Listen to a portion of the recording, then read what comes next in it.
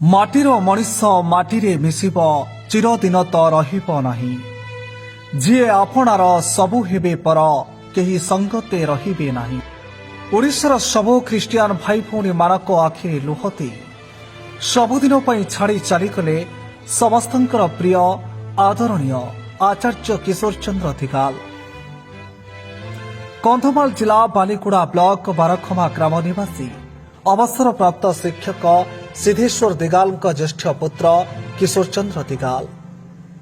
ସେ ଜଣେ ଥିଲେ ଉଚ୍ଚ ଶିକ୍ଷିତ, ଜ୍ଞାନୀ, ଭଦ୍ର ବ୍ୟକ୍ତି, ଧର୍ମପରାୟଣ, ମିତଭୋଗୀ, ସରଳ ହୃଦୟବାନ, ପରୋପକାରୀ, ଶାନ୍ତଶୀଳ, ମେଳାପୀ, ସବୁ ଧର୍ମର ଧର୍ମଶାସ୍ତ୍ର ଉପରେ ଥିଲା ତାଙ୍କର ପ୍ରଗାଢ଼ ଜ୍ଞାନ।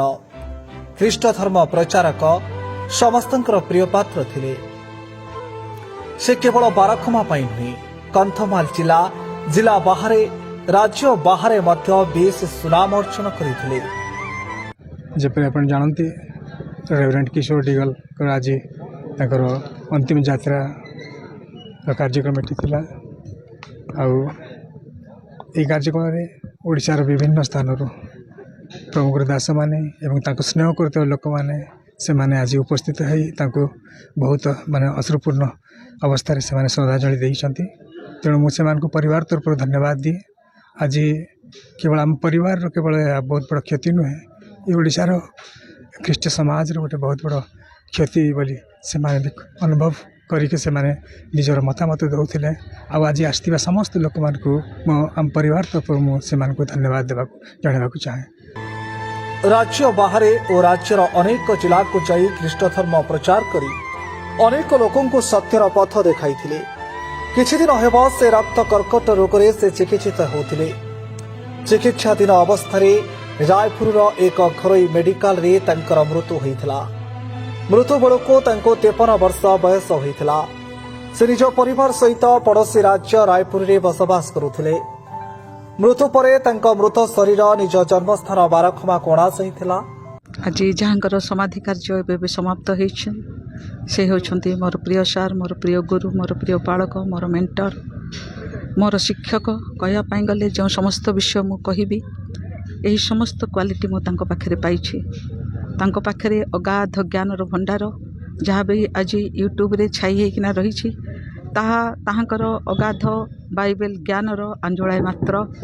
ଆହୁରି ତାଙ୍କଠାରୁ ଆମ ଓଡ଼ିଶାକୁ, ଆମମାନଙ୍କର ପ୍ରିୟ RBF ପରିବାରକୁ ବହୁତ କିଛି ଶିଖିବାର ବାକି ଥିଲା। ଆଉ ତାହାଙ୍କର ମୃତ୍ୟୁରେ ବାସ୍ତବରେ ଏ ପ୍ରକାର କ୍ଷତି ହେଇଛି, ମୁଁ ବ୍ୟକ୍ତିଗତ ଭାବରେ କେବେ ବି ଆମମାନେ ଚିନ୍ତା କରିନଥିଲୁ। ମୁଁ ବି ଚିନ୍ତା କରିନଥିଲି, କାହିଁକି ତାହାଙ୍କର ଯେଉଁ ଟ୍ରିଟମେଣ୍ଟ ଚାଲିଥିଲା, ଡକ୍ଟର ସିଧାସଳଖ ଭାବରେ କହିଥିଲେ ଭୟ କରିବାର କୌଣସି କାରଣ ନାହିଁ। ଏ ଯେଉଁ ଲିମ୍ଫୋମା ଆଉ ବ୍ଲଡ଼ କ୍ୟାନ୍ସର ସେଇଟା ଗୋଟେ ଲୋ ଗ୍ରେଡ୍ ବୋଲି ତାଙ୍କୁ କୁହାଯାଇଥିଲା। ସେଥିପାଇଁ ଆଉ ଆମେ ମଧ୍ୟ ଆଶା ବାନ୍ଧିଥିଲୁ, ବଳ ବାନ୍ଧିଥିଲୁ।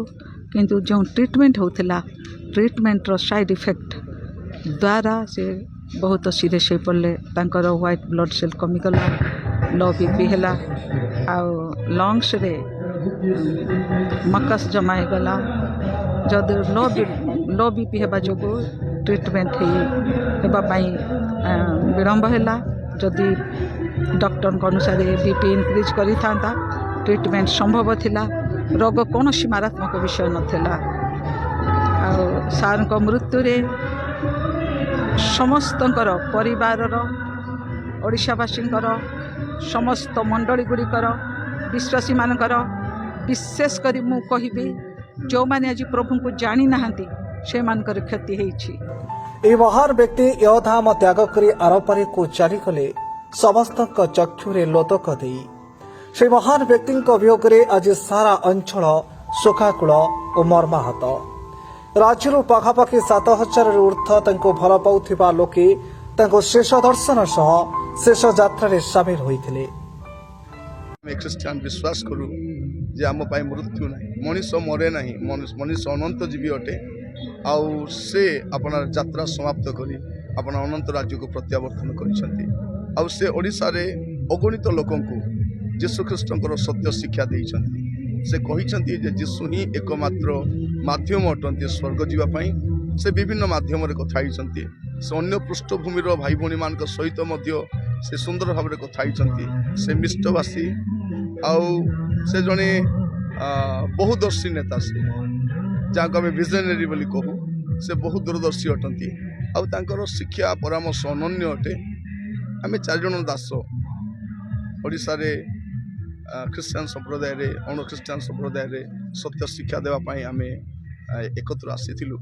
आज भाई मान गहण से चली जाइछंती निश्चित भाव में अनंत काल साक्षात हो आउ से एते बड़ गोटे बृहत जनता को तैयारी करिसेंती। आपण माने विभिन्न सोशल मीडिया रे देखुथिबे जे लक्ष लक्ष लोक तांको झुरुछंती ए प्रकार एक व्यक्तित्व सटंती आउ एई चैनल माध्यम कहबा पई चाहे प्रत्येकଙ୍କୁ जे प्रत्येकଙ୍କ पई मृत्यु दिन ना दिन आसीबे आ हमको मृत्यु पई प्रस्तुत हेबा दरकार एवं मृत्यु पूर्व आम जहाँ करबा उचित कार्य करबा।